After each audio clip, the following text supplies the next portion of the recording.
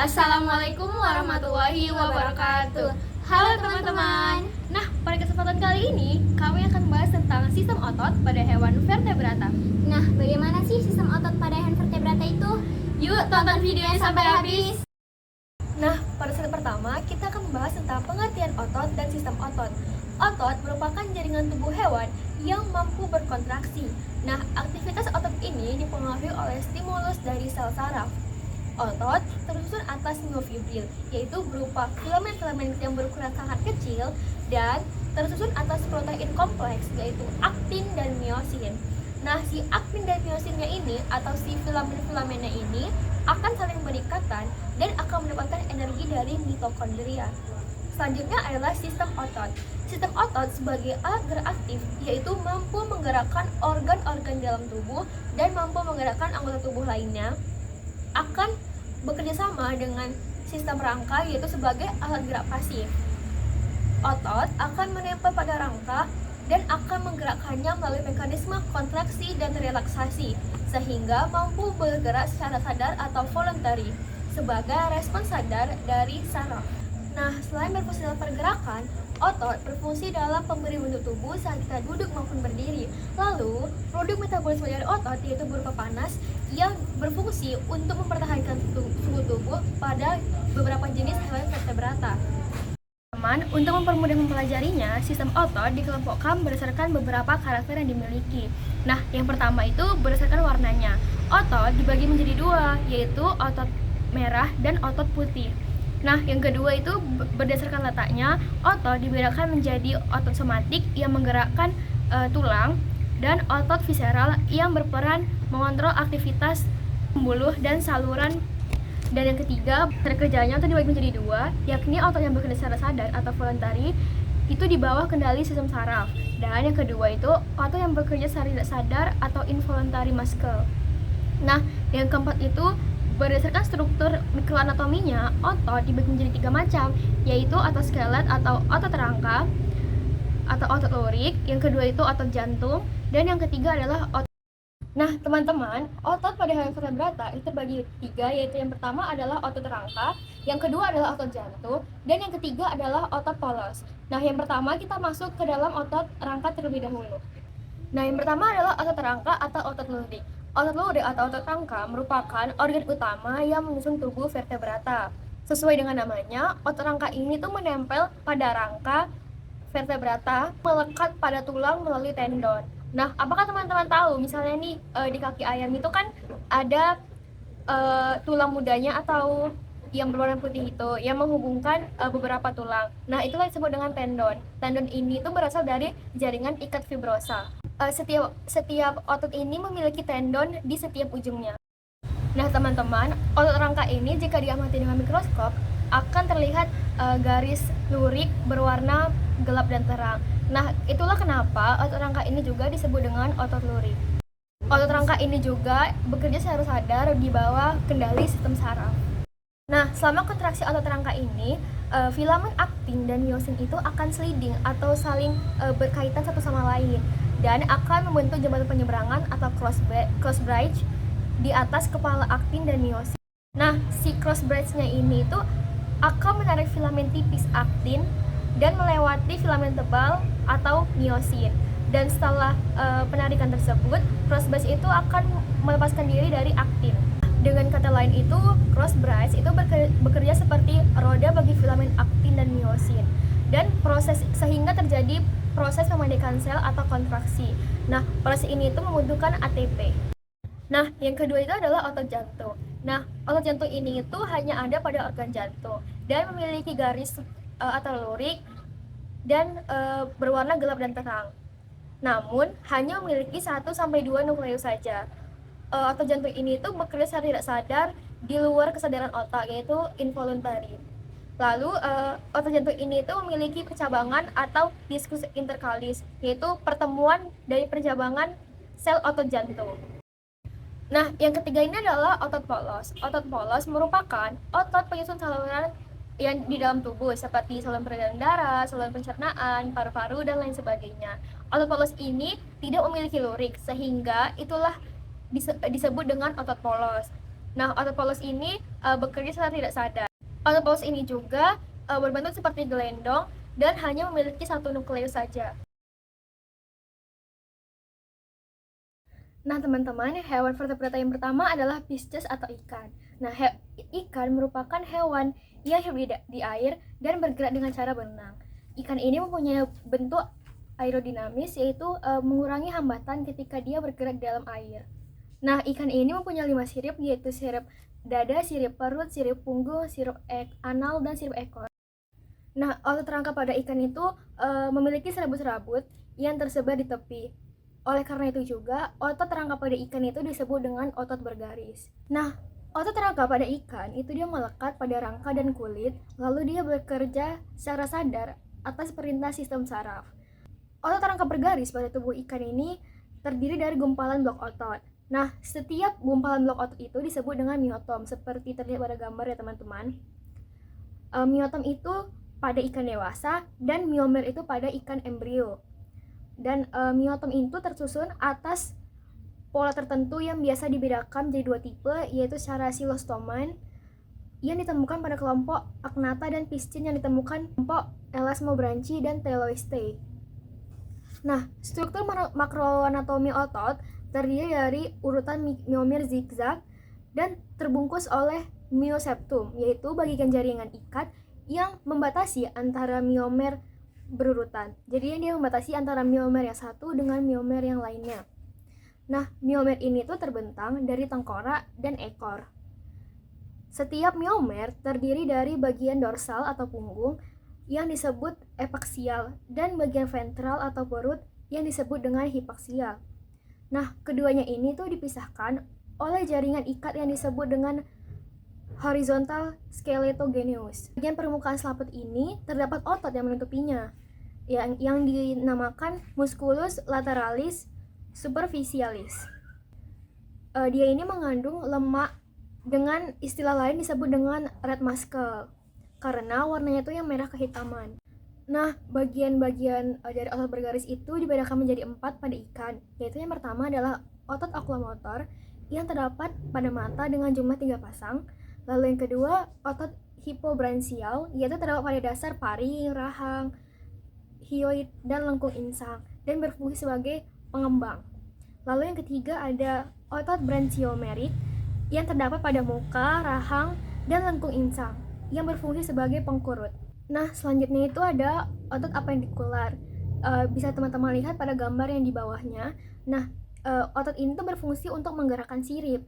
Terus pada daerah sirip ini akan berpasangan antara sirip perut dan sirip dada. Dan otot-ototnya itu dia melanjutkan diri atau memanjangkan diri sampai ke dinding tubuh.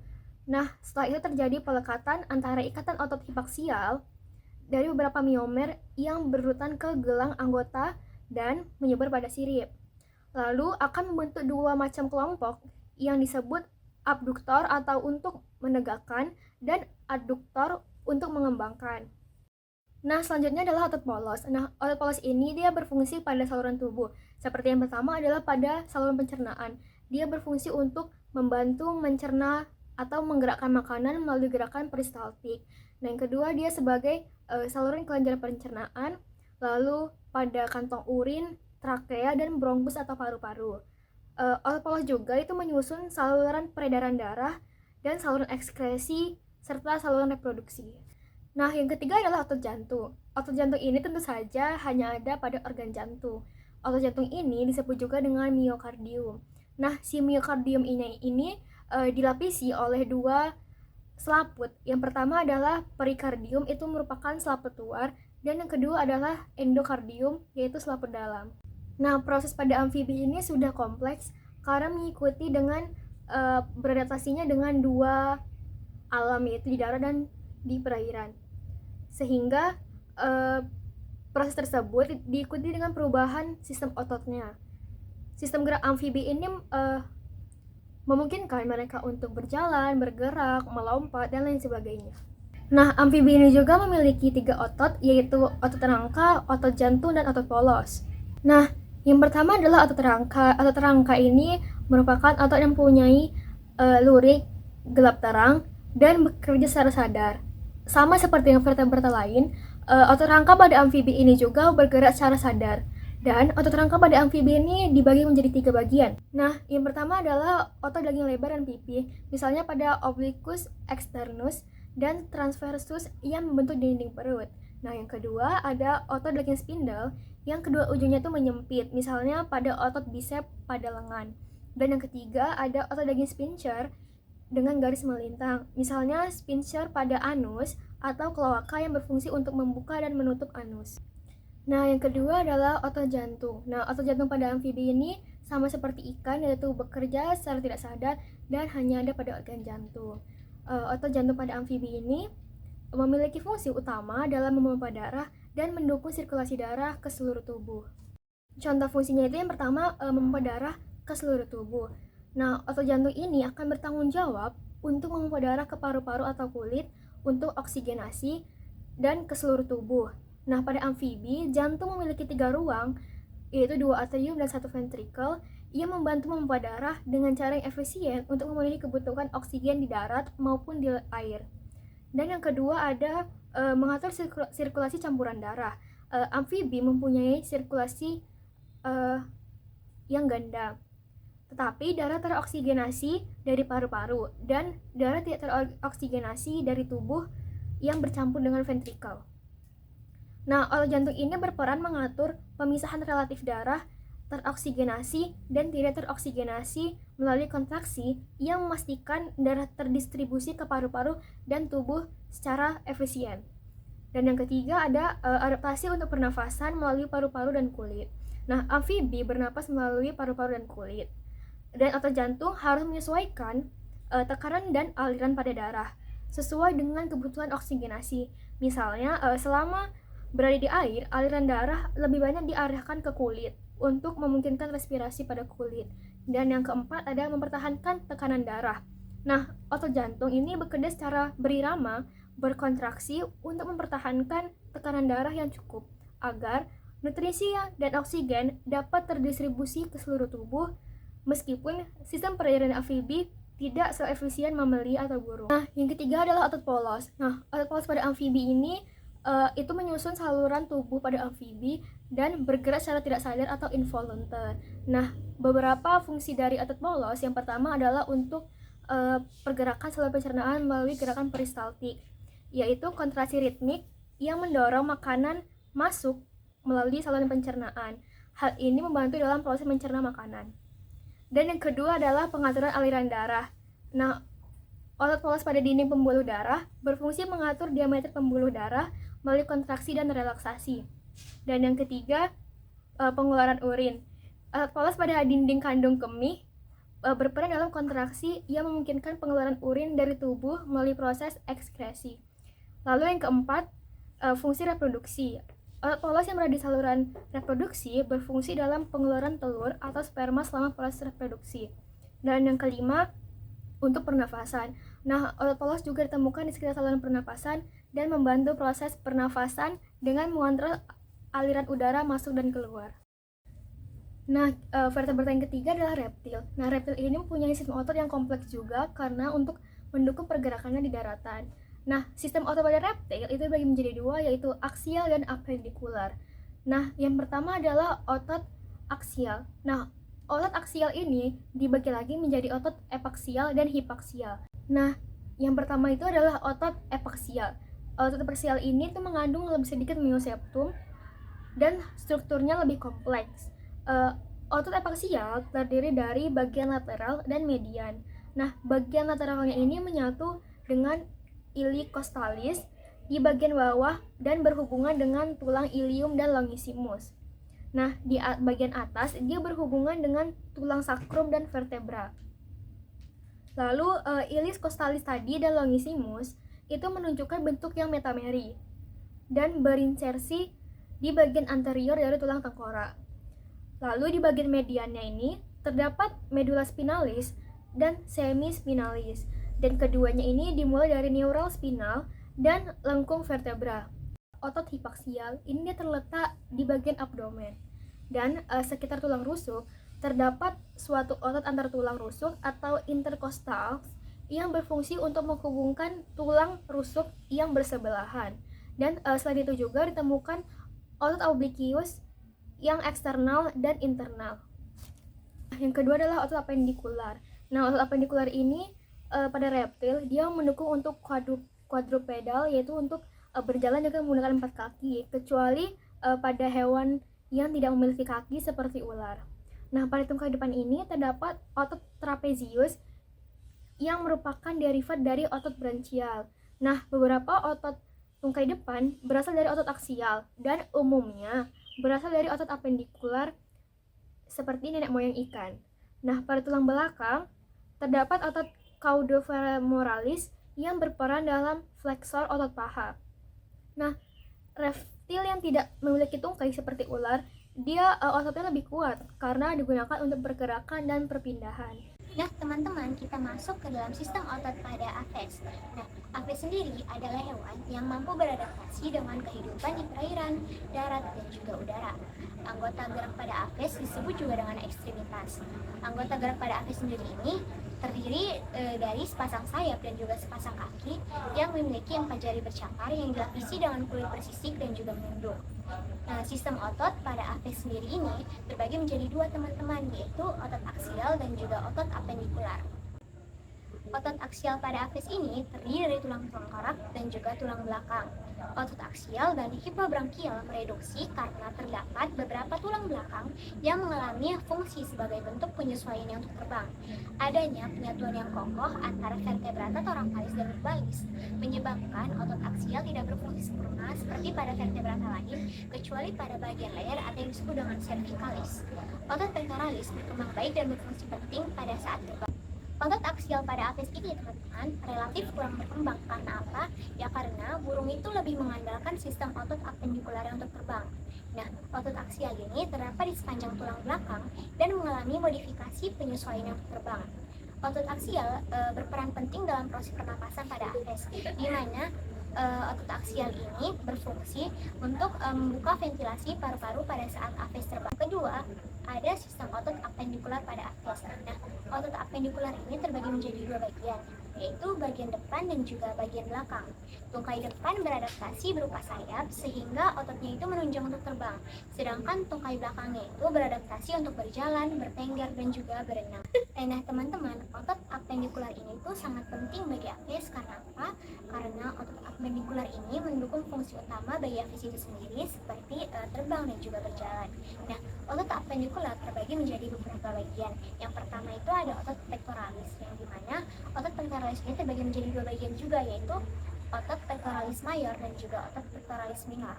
Otot pectoralis mayor adalah otot yang bentuknya itu tebal, terletak di bagian luar dan berfungsi untuk menurunkan sayap burung saat terbang. Dan otot pectoralis minor adalah otot yang bentuknya kecil, terletak di bagian dalam. Nah, kontraksi kedua otot ini itu menghasilkan gerakan kuat bagi burung yang dibutuhkannya pada saat terbang.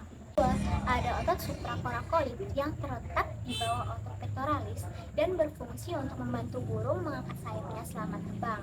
Kemudian, Aves sendiri juga memiliki otot-otot di bagian kaki yang dimana otot-otot ini itu berfungsi dalam pergerakannya seperti mengikat kaki, mencengkram cabang, bertengger, berjalan, menekuk sendi, dan lain untuk kepentingan mobilitas Aves itu sendiri.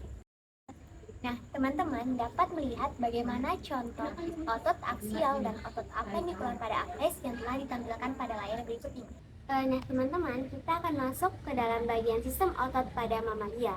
Nah, mamalia adalah kelompok organisme yang memiliki tulang belakang, berdarah panas, homoiton, menyusui, dan juga mempunyai kelenjar susu.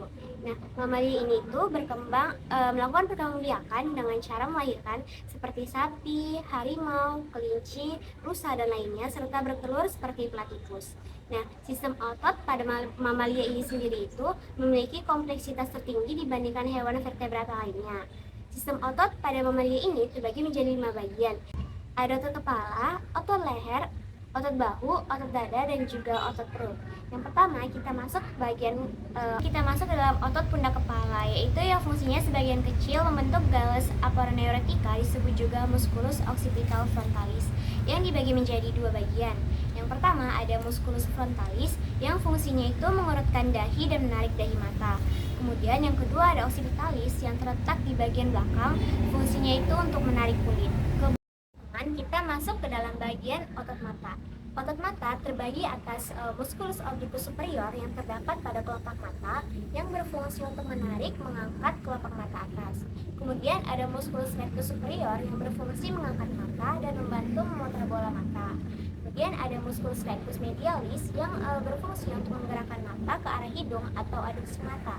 Ada musculus rectus lateralis yang berfungsi untuk menggerakkan mata ke arah lateral.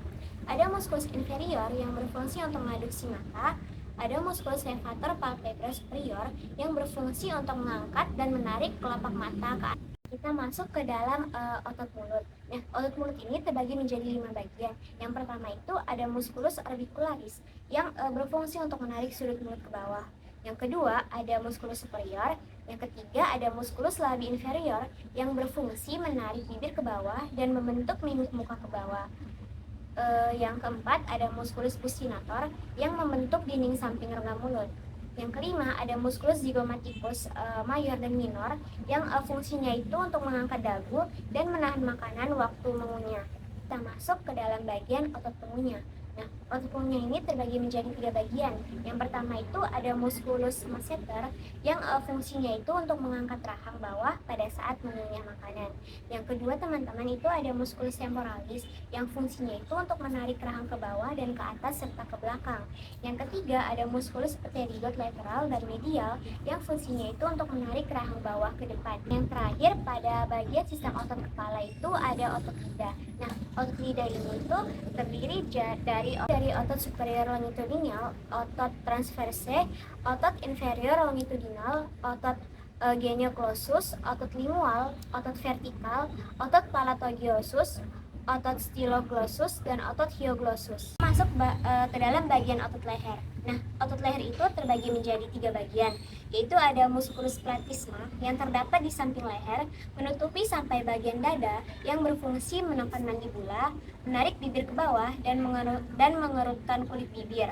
Yang kedua ada musculus sternocleidomastoid omostoid yang terdapat di samping kiri kanan leher, yang fungsinya itu menarik kepala ke samping kiri, kanan, dan juga memutar kepala. Selain itu juga berfungsi sebagai alat bantu pernapasan. Yang ketiga, ada musculus longissimum capitalis yang terdiri dari splenius dan semistalis capitalis yang fungsinya itu untuk menarik kepala belakang dan menggoyangkan kepala. Dalam bagian sistem otot bahu. Otot bahu ini terdiri dari 3 otot. Yang pertama itu ada musculus supracinatus, infracinatus, dan tereminus, yaitu adalah otot atas balung tulang belikat. Nah, otot ini itu berpangkal di lekuk sebelah atas menuju ke tajuk besar tulang pangkal lengan yang fungsinya itu untuk mengangkat lengan. Kemudian yang kedua itu ada musculus deltoid, adalah otot yang membentuk lengkung bahu dan berpangkal di bagian sisi tulang selangka ujung bahu, bahu tulang belikat, dan diafise tulang pangkal lengan. Fungsinya itu untuk mengangkat lengan sampai mendatar. Kemudian yang ketiga itu ada musculus subscapularis, yaitu otot depan tulang belikat yang dimulai dari bagian depan tulang belikat menuju tajuk kecil tulang pangkal lengan. Nah, otot ini itu berfungsi untuk menengahkan dan memutar tulang humerus ke belakang. Dalam bagian otot dada. Otot dada terbagi menjadi 3 bagian, yaitu yang pertama ada musculus pectoralis major atau otot dada besar yang terdapat di ujung tengah tulang selangka, tulang dada, dan tulang rawan iga yang fungsinya dapat memutar lengan ke dalam. Kemudian yang kedua ada musculus pectoralis minor atau otot dada kecil yang terdapat di bawah otot besar dan berpangkal di iga. Fungsinya itu untuk menekan bahu. Yang terakhir ada otot sejati, yaitu otot-otot selai iga luar dan dalam. Kita masuk ke dalam bagian otot perut. Nah, otot perut ini itu terdiri dari musculus abdominis internal, musculus patricini dorsi, musculus anterior, external oblique aponeurosis, rectus sed, internal abdominal oblique, anterior superior, dan lain. Sebab mamalia itu terdiri dari otot lengan yang Nah, teman-teman juga dapat melihat pada bagian-bagian otot mamalia itu ada otot lengan yang terdiri dari bicep brachii, brachialis, brachioradialis, flexor carpi radialis. Dan ada otot kaki juga yang terdiri dari rectus femoris, vastus lateralis, vastus fibularis, longus extensor diagotum longus, tibialis anterior, sartorius adductor, gracilis, dan gastrocnemius soleus. Pada mamalia ini terdapat juga otot kaki, yaitu dari rectus femoris, vastus lateralis, vastus medialis, fibularis longus, extensor digitorum longus, tibialis anterior, sartorius adductor, gracilis, gastrocnemius, dan juga soleus. Masuk ke dalam perbandingan struktur dan fungsi sistem otot pada hewan vertebrata. Yang pertama itu ada fiscus. Struktur otot pada fiscus ini terbagi menjadi 3 bagian, yaitu otot polos, otot rangka, dan otot jantung. Nah, otot rangka pada ikan ini terdiri dari gumpalan blok otot yang disebut dengan myotom dan juga myomer. Otot polos pada ikan terdapat pada dinding saluran pencernaan, kantong, urin, dan lainnya. Otot jantung pada ikan disebut juga dengan myokardium. Fungsi otot pada ikan ini yaitu yang pertama ada otot rangka yang berfungsi sebagai pengkerut dan juga pengembang. Nah, otot polos pada ikan ini berfungsi dalam mengatur tekanan darah, menggerakkan makanan, dan lainnya. Kemudian ada otot apendikular yang berfungsi untuk menggerakkan sirip perut dan juga sirip dada. Kemudian yang kedua ada klasifikasi dari amfibi. Nah, struktur otot pada amfibi ini terdiri dari otot rangka yang disebut juga dengan otot luring yang terbagi atas otot daging lebar, otot daging spindle, dan otot daging sphincter. Nah, otot polos yang menyusun saluran di dalam tubuh amfibi. Otot jantung bekerja secara tidak sadar yang menyusun organ jantung. Kemudian fungsi ototnya. Salah satu contoh fungsi otot rangka atau luring yaitu otot daging sphincter pada anus atau kloaka yang berfungsi untuk membuka dan menutup anus. Selain itu, kontraksi otot pada otot rangka itu dapat menggerakkan tulang. Kemudian yang ketiga itu ada reptil, yang dimana struktur otot dari reptil ini terdiri dari otot aksial dan juga otot apendikular. Nah, otot aksial ini itu terdiri dari otot epaksial yang berfungsi untuk menguatkan tulang dan otot hipaksial yang berfungsi untuk mengikat tulang belakang. Otot apendikular ini mendukung untuk pergerakan quadrupedal, yaitu pergerakan berjalan menggunakan 4 kaki. Nah, fungsi otot pada otot apendikular ini yaitu mendukung pergerakan berjalan menggunakan 4 kaki. Otot epaksial itu berfungsi untuk menguatkan tulang belakang, dan otot hipaksialnya itu berfungsi untuk mengikat tulang belakang. Ada aves, yang dimana struktur otot pada aves ini itu terdiri dari otot aksial yang terdiri dari tulang tengkorak dan tulang belakang, dan otot apendikular bagian depannya itu beradaptasi berupa sayap, sedangkan otot apendikular bagian belakangnya itu beradaptasi untuk berjalan, bertengger, dan juga berenang. Nah, fungsi otot pada otot apendikular pada aves ini itu berfungsi menunjang kemampuan burung untuk terbang, berjalan, dan juga bertengger. Nah, otot pektoralnya itu berfungsi mengangkat sayap pada saat terbang dengan tetap menjaga keseimbangan massa tubuh, dan otot di bawah kulitnya itu berfungsi untuk menyesuaikan keseimbangan burung saat terbang. Itu ada mamalia, yang dimana struktur otot pada mamalianya itu sebagian besar terdiri dari otot rangka, yaitu otot yang melekat pada sistem rangka dan bekerja secara sadar. Nah, bagian-bagian otot ini terdiri dari kepala otot, empal otot, dan juga ekor otot. Nah, fungsi ototnya itu, otot kepala berfungsi untuk mengerutkan dahi dan menarik dahi mata. Otot matanya itu berfungsi untuk memutar mata sebagai penutup mata. Otot mulutnya itu berfungsi untuk menarik sudut mulut ke bawah dan membentuk mimik tengah. Otot dada berfungsi memutar lengan ke dalam dan juga menekan bahu. Nah, demikianlah video tentang sistem otot pada hewan vertebrata. Semoga teman-teman semua dapat memahami mengenai sistem otot pada hewan vertebrata. Sekian dan terima kasih. Wassalamualaikum warahmatullahi wabarakatuh. Sampai